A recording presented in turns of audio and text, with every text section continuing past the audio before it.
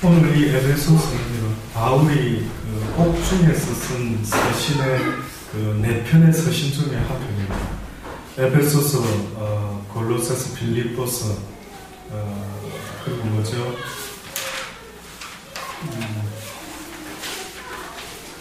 빌립보서 다음에 골로새서. 이 네 편의 서신들이 바울이 로마와 가이사바의 감옥에서 4년 반에서 한 5년에 걸쳐서 쓰게 된 옥중 서신다라고 이야기를 합니다. 특별히 로마서라고 하는 책은 기독교인의 삶, 실질적인 삶과 내적인 믿음의 상태를 설명을 한 것이라 한다면 이 에베소서라는 책은요, 교회론이라고들 이야기합니다. 다시 말해서 교회는 어떤 모습이 되어야 될까? 과연 교회 다니는 사람들의 모습은 교회 안에서 어떤 모습이 되어야 되는가 하는 것에 대해서 써놓은 서신이 바로 에베소서라고 이야기를 합니다. 오늘 바울은 무엇을 말하고 있느냐면요, 너희가 그리스도 안에서 하나가 되어야 된다라는 것이 주제입니다. 주 안에서 갇힌 내가, 감옥에 갇힌 내가 너희를 구하노니 너희가 부르심을 입은 부름에 합당하게 행하기를 원한다. 어떻게 불렀느냐, 왜 불렀느냐, 무엇 때문에 불렀느냐라고 말한다면 모든 겸손과 온유로 하고 오래 참음으로 사랑 가운데서 서로 용납하고 평안에 매는 줄로 성령에 하나 되게 하신 것을 힘써 지키라. 이게 요즘입니다. 다시 한번 말씀드립니다. 모든 겸손과 온유로 하고 오래 참음으로 사랑 가운데서 서로 용납하라 라고 말합니다. 교회에서, 기독교에서 겸손과 온유라는 단어는요, 대표적으로 예수 그리스도의 마음을 이야기할 때에 겸손과 온유다라고 이야기합니다. 로마 시대에, 다시 말해 유대인들이 로마의 속국으로 살았을 당시 때에 겸손이라고 하는 모습은요, 그것은 바로 노예 근성입니다. 노예 근성. 다시 말해 비굴한 근성이 있죠. 아부에 가까워. 다시 말해서 그 당시 때 사람들은 겸손해서는 안 되는, 그 당시 때 사람은 겸손해야 되는 것이 아니라 어떻게 했어든 내가 얼마나 강한 사람인가 하는 것을 사람들에게 나타내려고 애를 썼던 시대가 그 시대였습니다. 그래서 그들은 겸손이라는 단어 자체의 의미가 전혀 있지도 않고 무엇인지도 아마 몰랐던 모양입니다. 그런데 뜻밖에도 예수 그리스도라는 분이 나타나가지고 무엇을 말했느냐 하면, 수고하고 무거운 짐진 인생들아, 너희들이 교만하면서 남한테 강한 척하면서 살아가려고 하니까 너희의 인생이 얼마나 힘이 드냐, 얼마나 살아가기에 공고하냐. 수고하고 무거운 짐을 지고 살아가는구나. 행복하지 않으면서도 행복한 척, 강하지도 않으면서 강한 척, 힘이 없으면서도 힘이 있는 척, 잘나지도 못했으면서 잘난 척 하면서 살아가는 너희의 삶이 얼마나 무겁고 수고스럽고 힘들겠느냐. 수고하고 무거운 짐진 자들아, 다 내게로 오라. 내가 너희를 쉬게 하리라. 내 마음은 온유하고 겸손하니 내게로 와서 배우라. 내게 배우면은 너희의 인생의 짐이 훨씬 수월하고 달라질 것이다 라고 이야기합니다. 결국 우리의 인생이요, 무엇 때문에 이렇게 사는 게 목사님 힘들까요? 무엇 때문에 예수님 우리의 인생이 이렇게 공고하고 힘들고 답답합니까? 라고 물어보면은요, 그 중심에 무엇이 있는 줄 아십니까? 내 마음에 교만함이 있는 것입니다. 뜻밖에도 아닌 척, 자존심, 자존감, 뭐 이런 것들. 그래서 바울이 에베소 교인들에게 뭘 이야기로 하느냐면, 너희가 교회 안에서 생활할 때에 항상 갖춰야 되는 모습이 있는데, 그것은 바로 예수 그리스도와 같은 그 마음을 갖춰야 되는데, 그게 바로 겸손과 온유다. 겸손은 또다시 말하면 남을 나보다 낮게 여기는 마음이다 라고 말할 수 있습니다. 온유는 뭔지 아십니까? 온유라고 하는 것은 공평한 마음을 말합니다. 한쪽으로 치우치지 않고 모든 일을 대할 때마다 너그러운 마음으로 대할 수 있는 그 중용의 마음, 이것을 가리켜서 성경은 온유라는 단어를 씁니다. 그리고 오래 참음으로라고 이렇게 또 권면합니다. 오래 참아야 됩니다. 오래 참는다라고 하는 것은 무엇 때문에 오래 참는 일이 생겨야 되는 줄 아십니까? 원수 때문에. 원수가 아니면 오래 참을 일이 없는 겁니다.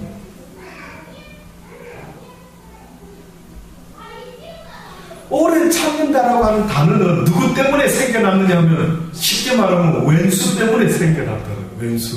사랑은 어떻다고요? 고린도전서에 사랑은 오래 참고. 사랑이 왜 오래 참지? 왜냐하면 원수를 사랑하려고 하니까 이거 보통 힘든 게 아니고. 그렇죠. 사랑할 만한 사람 사랑해라 하면은 누구나가 룰루랄라 기뻐하고 춤을 추면서 우리 사랑할 수 있지 않습니까?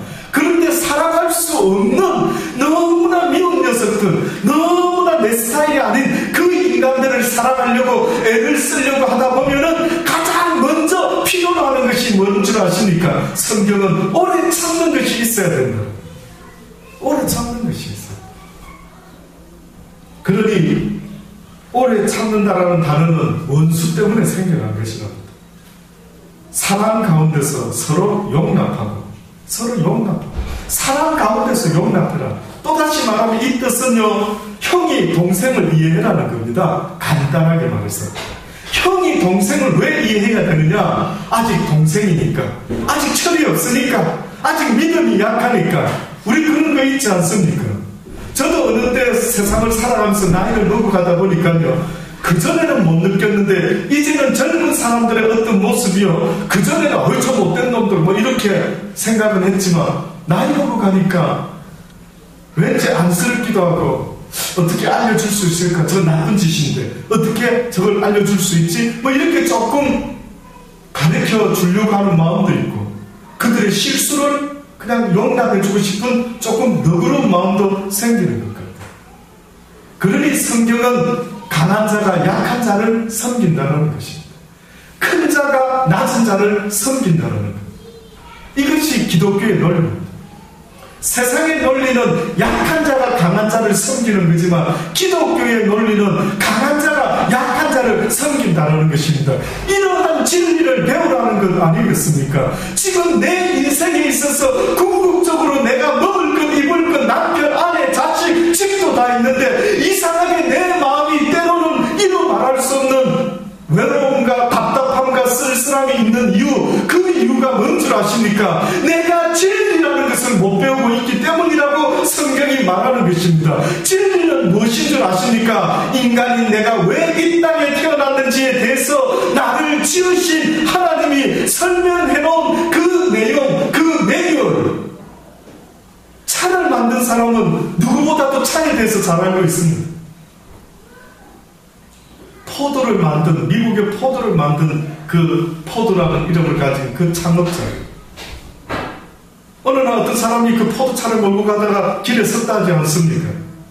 근데 웬 노신사가 나타나더니만 그 기름때도 안 한 것 하지 않고 막 간단하게 손 탁탁탁 건드리니까 차가 시동이 부르릉 걸려요. 이 젊은 운전자가 깜짝 놀라서 뭐 하는 분입니까? 이 차를 만든 사람. 미소를 착 지으면서 웬 노신사가 여유있게 이 차를 만들었습니다. 누구보다 잘 알죠. 그러니 하나님도 지금도요, 사랑하는 자들아, 제발 내가 너희들에게 알려주는 이 진리의 말씀을 귀담아 좀 들어보아라.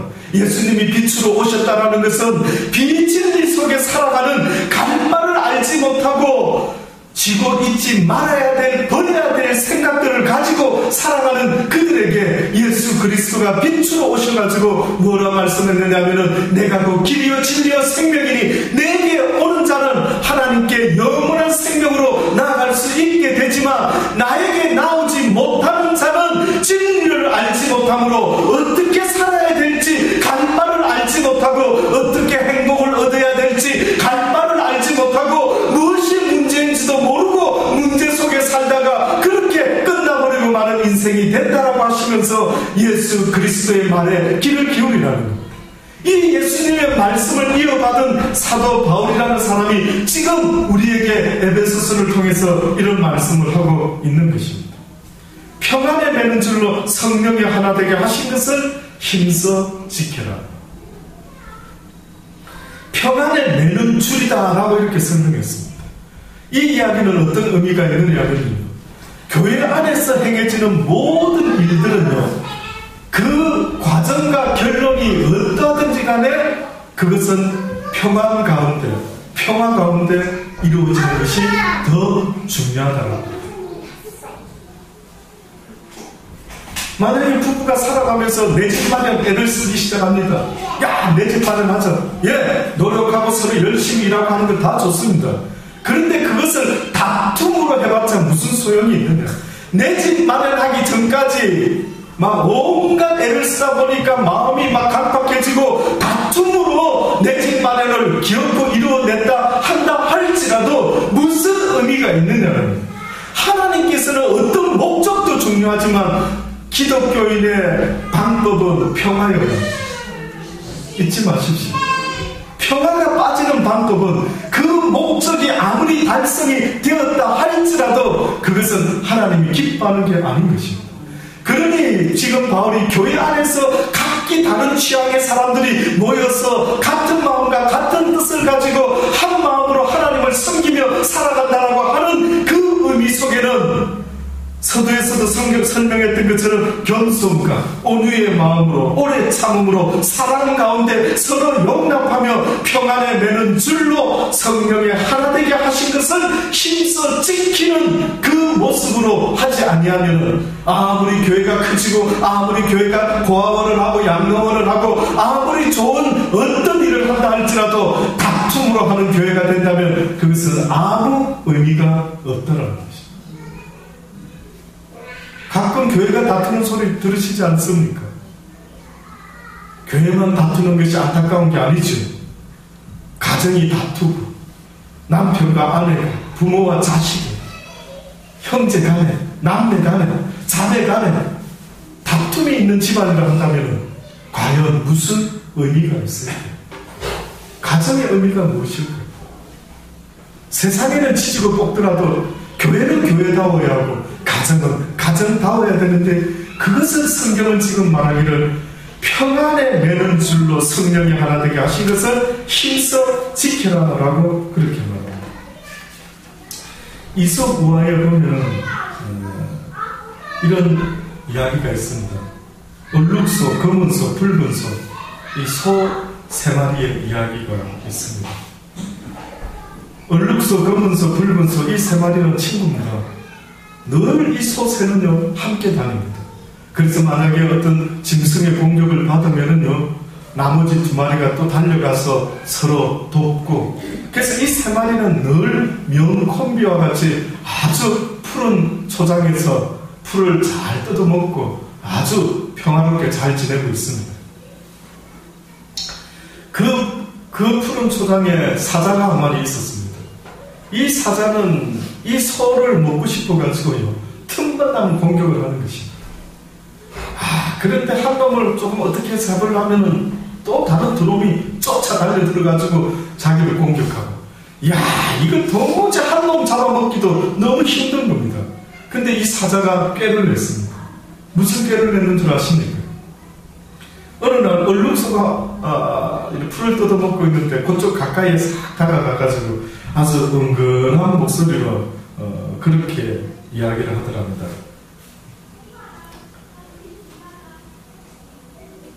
붉은 소가 그러는데, 얼룩소야, 붉은 소가 그러는데 소 셋 중에 자기가 가장 힘이 세다고 그러는 것 같던데, 이렇게 이야기를 싹 던지는 것입니다. 슬쩍 던지는 겁니다. 그랬더니 막 얼룩소가 딱 듣고는 무슨 소리야 이게, 아니 이놈이 지가 무슨 힘이 세, 이러면서 기분이 좀 언짢았습니다. 그런데 검은 소와 또 이 붉은 소가 얼룩소하고 좀 떨어져 있는 곳에 있을 때 이 사자가 또 슬쩍 가가지고 이야기를 합니다. 야, 너희들 중에 최고 힘이 센 게 얼룩소라면서 얼룩소 때문에 너희들 짐승에게 안 잡혀먹히고 지금까지 잘 지내고 있다면서, 야, 얼룩소가 대단한데? 이런 이야기를 사실처럼 또 슬쩍 흘립니다. 그랬더니만은 이 붉은 소가 이야기를 듣고요. 아니, 이놈이 지가 어째서 지 때문이라고만 말하지, 뭐 이래가지고는 결국은 얼룩소와 붉은 소가 한바탕 싸움이 벌어졌어요. 뿔이 다 빠질 때까지 막 싸우는 것입니다. 검은 소가 말려보니까 도무지 말을 듣지 않습니다. 결국은 승부가 나지 않고요, 뿔만 부러지고 이 얼룩소와 붉은 소가 이제 싸움을 수도했습니다. 그 다음부터 이 세 마리 소는 함께 다니지를 않았답니다. 그러던 어느 날 사자는 회심의 미소를 지으면서 한 마리씩 맛있게 식사를 했더라. 이게 이솝 우화에 나오는 세 마리 소 이야기. 들어보셨습니까? 읽어보셨습니까? 결국은 이 이솝 우화의 어린 아이 때부터 가르치는 이야기가 뭐냐면요, 협력하고 마음을 하나로 뭉치면은 어떻게 해요? 살 수 있지만 마음이 나누어지면은 어떻게 된다고요? 죽는다. 다 죽는다. 그러니 영의 세상에서도 똑같은 것 같더라고요. 사단이라고 하는 놈이요, 어떻게 보면은 하나님은 이제 예수 그리스도를 통해서 우리 모든 크리스찬들이 하나 되게 만들어서 하나님의 선한 뜻을 이 땅에 나타내는 그러한 삶을 살도록 마음을 묶으려고 하는데, 악한 사단이라고 놈은 한수만 있다면은 거짓말을 싹 흘리는데, 그 거짓말의 내용은 뭔지 아십니까? 항상 보면 오해더라고요. 항상 보면 오해더라고요. 저는 살면서 이 오해라는 게 이래 무서운 것인지를 정말로 미처 몰랐더랬습니다. 분명히 그 사람은 그런 뜻이 아닌데 이상하게 내 쪽에서 그렇게 생각하고 그렇게 해석할 때가 한두 번이 아닌 것입니다. 저는 어느 때는 제가 깜빡깜빡 하면서요, 교회에서 어디 뭔가 가지고 온 가방이 여기 있었는데 금방까지 있었던 것 같았는데 안 보이는 겁니다. 그래서 제가 어느 날 잊혀지지도 않습니다. 우리 애들 무스메 셋을 다 불렀죠. 야, 승재야, 아니 와. 너 여기 아빠 돈 가방 어디 갔어? 누가 치웠어? 안 치웠다. 야, 이민채 이리 와봐. 누가 치웠어? 야, 정재, 뭐 정재까지야 안 갑니다만 물어보니까 모른다라는 것입니다. 그러면은 당연히 그럼 내가 잘못 뒀나 이렇게 생각해야 되지 않습니까? 그런데요, 제가 한 번은요, 분명히 내가 둔 것 같은데 이거 누가 치운 것 같은데, 이런 오해를 하기 시작하면서요, 우리 큰애를 막 닭잡듯이, 이놈아, 잘 생각해. 네 아니면은 누가 치울 거야? 누가 손댈 사람이 어디 있어? 너지 범인이 너 아니야. 이놈아, 빨리 생각을 해봐. 이 멍청한 녀석. 뭐 예를 들어 막 소리를 막 높여가면서 범인을 추궁하듯이 하지 않느냐 이거죠. 그러다가 찾다 못 찾아서 포기하고 있는데 갑자기 어디서 발견이 딱 되는 거예요. 보니까 저가 거기다 둔 거죠. 얼마나 그때 멋졌는지. 말은 안 했습니다. 아들한테 사과를 그때 했었어야 되는데 말은 안 했습니다만 마음속에 얼마나 멋졌는지. 그때 제가 결심을 했습니다.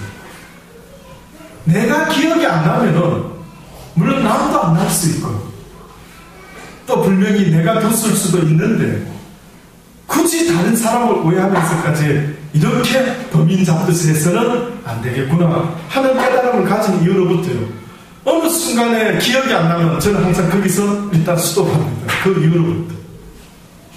오해가 그래 무섭더라고요. 오해 때문에 판이 다 달라지는 것입니다. 오해 때문에. 그래서 우리가 가끔 옛날에 서부 영화를 보면은 막 깽단들이 몇 명이 딱 조를 맞춰가지고 막 은행도 틀고 금을 캐오지 않습니까? 그러다가 그 세 사람이서 서로 금을 독차지하려고 결국은 어떤 이유 속에서 오해하면서 서로 빵빵하고 뭐 죽이면서 누가 마지막에 최후로 금을 챙겨가더라. 이런 이야기를 들을 때마다 하나 되게 하신 것을 깨트리는 일들이 있는데, 그것은 바로 사단이 쓰는 가장 하나님의 사람들을 비참하게 만들고 하나님의 뜻을 이루지 못하게 하는 최고의 전략 중에 전략인 것 같습니다. 우리는 믿어야 되는 것입니다. 우리는 의심 가운데 살아갈 수가 없는 존재들이에요. 우리의 인생이라는 존재는 의심하면서 사는 것은 얼마나 아주 죽기를 작정하고 사는 것과 똑같습니다. 의심하면 뭐 할 텐데? 뭐 어처증, 어부증, 무슨 막 의심 속에 사는 사람들. 잠시도 평안이 없는 것입니다. 성경 최초에 보면은요, 사단이라는 자가 나타나는데 이 사단이라는 자가 어떤 모습으로 나타나는 줄 아십니까? 요한복음 8장 42절로 말씀해 보면은 예수께서 가라사대 하나님이 너희 아버지였으면 너희가 나를 사랑하였을 테인데 바리새인과 유대인들아 너희가 하나님을 너희 아버지라고 너희가 말할 수 있었다면 너희가 또한 나를 사랑할 수도 있었을 테인데 내가 하나님께로서 나서 왔습니다. 나는 스스로 온 것이 아니요 아버지께서 나를 보내신 것이라. 어찌하여 내 말을 깨닫지 못하느냐? 이는 내 말을 들을 줄 알지 못함이로라 라고 말씀하면서 뭐라고 이야기하는 줄 아십니까? 너희는 너희 아비 마귀에게서 났으니 너희 아비의 욕심을 너희도 행하고자 하느니라. 저는 처음부터 살인한 자요 진리가 그 속에 없으므로 진리에 서지 못하고 거짓을 말할 때마다 제 것으로 말하나니 거짓말장이요 거짓의 아비가 되었습니다 라고 이야기합니다. 너희가 예수 그리스도를 믿지 못하는 것은 너희 아비 마귀에게서 너희가 났기 때문이다. 너희 아비 마귀의 욕심을 너희들도 행하고자 합니다. 마귀의 욕심이 태초에 뭔지 아십니까? 하나님과 같이 대보고자 하는 것이었어요. 마귀의 욕심. 죄가 없던 하늘나라에서 성경은 마귀라는 어떻게 보면 루시퍼라고 하는 천사장 중에 가장 아름다운 천사로 지음받은 하나님의 찬양을 인도했던 그 천사장이 어느 날 모든 천사들이 하나님을 찬양하는 걸 보고 와 나도 이렇게 아름답게 지음받았는데 나하고 찬양받지 못할 이유가 있을까라고 그가 그 욕심을 내었는데 그 욕심은 바로 하나님과 같이 되는 것이었어요. 하나님이 받는 모든 영광을 다 받기를, 좋은 것은 다 가지기를 원했던 그 욕심. 그래서 성경 창세기에 보면은 태초에 아담과 하와에게 이 사단이가 유혹을 하죠. 창세기 3장에 보면 이런 말씀이 있습니다. 여호와 하나님이 지으신 들짐승 중에 뱀이 가장 강교하더라. 뱀이 여자에게 물어가는데 하나님이 참으로 너희들은 동산 모든 나무의 실과를 먹지 말라 하시더냐? 이렇게 물어요. 꼭 이솝 이야기의 그 새 소 이야기하고 좀 분위기가 뉘앙스가 사자가 얼룩소를 꼬실 때 야 붉은 소 때문에 너희가 살아간다면서 이렇게 이야기를 던집니다. 그랬더니만 이 하와가 그 이야기를 듣고요. 여자가 뱀에게 말하되 동산 나무의 실과를 우리가 먹을 수 있으나 동산 중앙에 있는 나무의 실과는 하나님의 말씀에 너희는 먹지도 말고 만지지도 말라 너희가 죽을까 하노라 하셨다라고 이렇게 이야기합니다. 그랬더니만 이 사단이가 들짐승 가운데 가장 강교한 뱀을 통해서 그 다음에 이 여자에게 어떤 거짓말을 하는 줄 아십니까? 여자에게 이르되 너희가 결코 죽지 않을 거야. 죽지 않는다라. 너희가 그것을 먹는 날에는 너희 눈이 밝아가지고 하나님과 같이 되어 선악을 알 줄을 하나님이 아심이니라. 그러니 첫째 거짓말은 너희가 절대 죽지 않는다라고. 두 번째로는 먹는 날에는 너희 눈이 밝아 하나님과 같이 된다라고 했는데 눈이 밝은 것은 맞는데 하나님과 같이 되지는 못했습니다. 뜻밖에도 선악과를 따먹고 나니 눈이 밝았는데 눈이 밝아지면서 아담과 하와가 첫 번째로 반응한 것이 알게 된 것이 보게 된 것이 뭐였는 줄 아십니까? 자기들이 벌거벗고 사는 것을 보고 부끄러워서 숨어버려요. 그래서 무화과 나무로 치마를 만들어서 무화과 나무 그늘 아래 숨어버리죠. 이게 도대체 무슨 말일까? 성경에 보니 그들이 벌거벗었으나 부끄러워하지 아니하더라 라고 하는 말은 한마디로 말하면 그들이 그들의 그 모습은 어떻게 보면은 부족한 모습이지만 하나님의 은혜 가운데 그들의 부족한 그 모습조차도 그 은혜 가운데 모든 것이 다 덮어짐으로 하나님께 감사함으로 살아갈 수가 있었던 상태였던 거예요. 그런데 선악과를 따먹고 나서 눈이 밝아지면서 하나님의 은혜가 떠나가니까요, 자신들이 얼마나 부끄러운 모습으로 살아가고 있었는지를 그때서야 눈이 밝아서 보이기 시작했던 모양이죠. 안타까운 것은 그 이후로부터 인간들은 하나님을 숨기 시작했대요. 하나님을 피하기 시작했대요.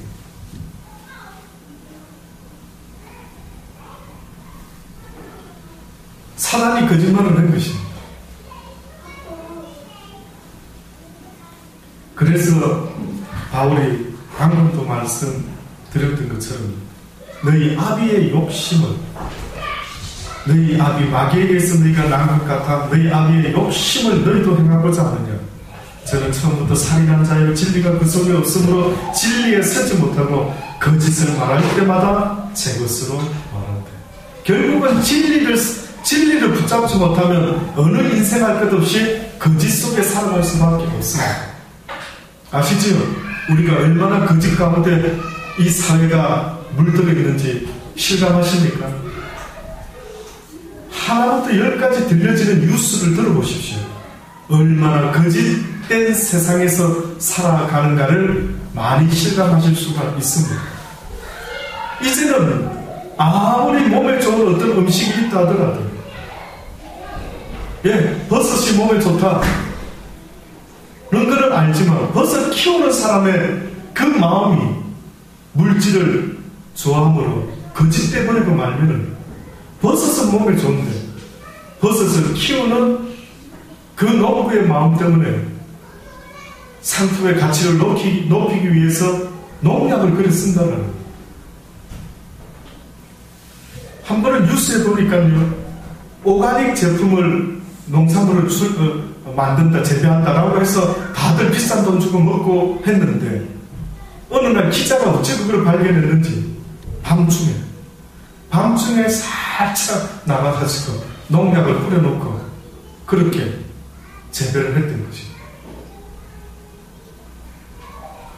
많은 사람들이 인류의 멸망을 원자폭탄 이야기를 하고 있는데 저는 생각할 때 인류의 멸망은 원자폭탄으로도 죽을 수 있겠지만 우리 인생의 진리 가운데 서지 못하고 그 진리의 말씀인 그 사랑을 이루어내지 못할 때에 우리의 인류는 이미 죽은 것과 저는 다름이 없다.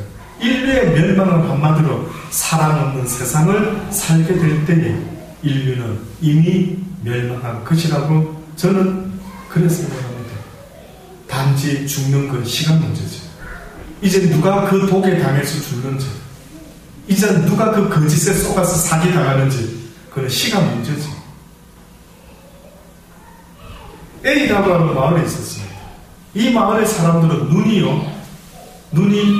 하나가 있습니다. 이 A라고 하는 마을에 있는 사람들은 모두가 눈이 하나입니다. 근데 B라고 하는 마을은 눈이 두 개입니다. 근데 어느 날 A라고 하는 마을에서 B로 이사를 한 사람이 갔고 B라고 하는 마을에서 A로 이사를 갔습니다. 갔더니만은 눈 두 개 있는 사람이 눈 하나 있는 마을에 갔더니만 비정상적인 소리를 듣지 않습니다. 또다시 말하면 A라고 하는 마을은 아주 불법이 성행하는 마을이고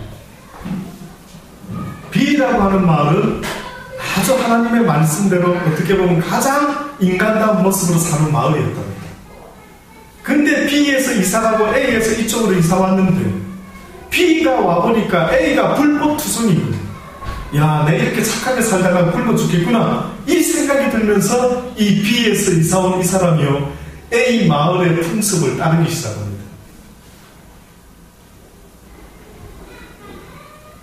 B라고 하는 사람이 또 A라고 하는 마을로 왔습니다. A에서 B로 왔습니다. 보니까 전부 다 착한 사람들만 살고 있습니다. 그러다 보니 이 사람도 자기의 나쁜 것을 고치고 비마을의 착한 모습으로 살기 시작했습니다. 지금 이 시대에도 하나님이 어떻게 보면 기독교인을 이 땅에 남겨두신다라고 하는 것입니다. 바로 이 어두운 세상에 하나님께서 빛과 소금의 모습으로 변화시키라고 하는 말씀인 것입니다. 교회에 다니기만 해라고 하는 말씀이 아니라 어떻게 보면 이 세상을 살아가는데 빛과 소금의 역할이 되어요. 이 세상이 무엇이 옳고 그른지를 모르는 내 이웃과 네 가정 속에서 너의 삶을 통해서 하나님이 무엇을 우리에게 말씀하고 있는지를 알려주라고 하는 것이 바로 그 이야기인 것입니다.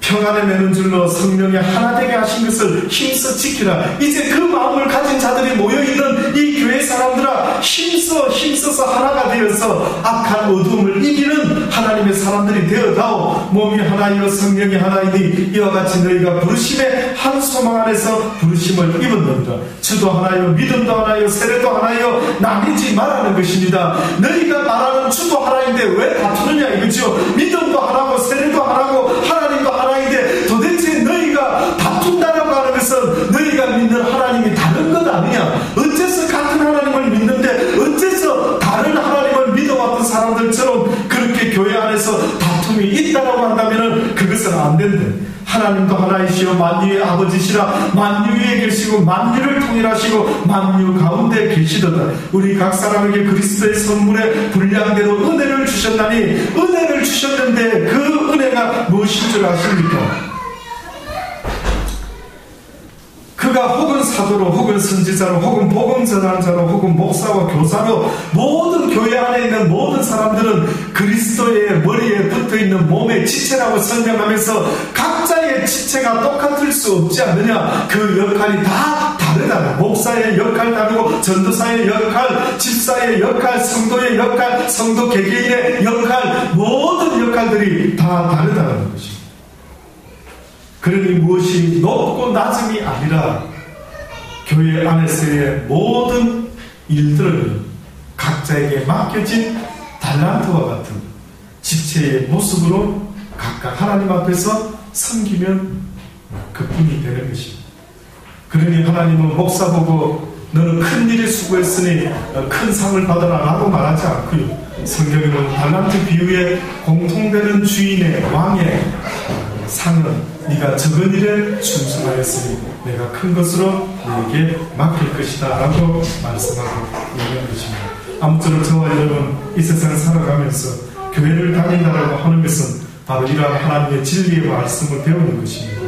모든 겸손과 온유와 오래 참음과 사랑 가운데 서로 용납하고 평안에 매는 줄로 성령에 하나 되게 하신 것을 힘써 지키면서 내 가정에, 내 이웃에, 이 나라에, 온 열방과 족속들에게 바로 이 사랑의 빛과 소금을 그들에게 알려주면서요, 그들에게 또한 인생의 삶의 의미가 무엇인지, 무엇 때문에 내 인생이 이렇게 수고하고 무겁고 힘든지를 가르쳐 줄 수 있는 복된 인생들이 다 되시기를 주의 이름으로 축원합니다.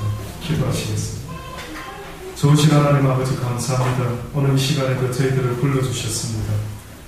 세상에 하나님을 알지 못하고 덧없이 살아가는 많은 인생들이 있음을 잘 알고 있습니다. 그들에게도 진리가 증거되기를 원합니다. 그들에게도 왜 내가 인간인지, 인간은 짐승과 뭐가 다른지, 인간은 어떤 모습이 가장 아름다운 상태인지 이제부터는 그 하나님의 진리의 말씀을 배울 수 있는 우리의 삶이 되게 하여 주옵소서. 예수님의 마음과 같은 마음을 가지기 원합니다. 수고하고 무거운 짐진 자들아 다 내게 와서 내게 배우라. 내 마음은 온유하고 겸손하다고 하신 그 말씀을 항상 가슴에 새길 수 있도록 은혜 베풀어 주옵소서. 예수님의 이름으로 감사하며 기도드리옵나이다. 아멘.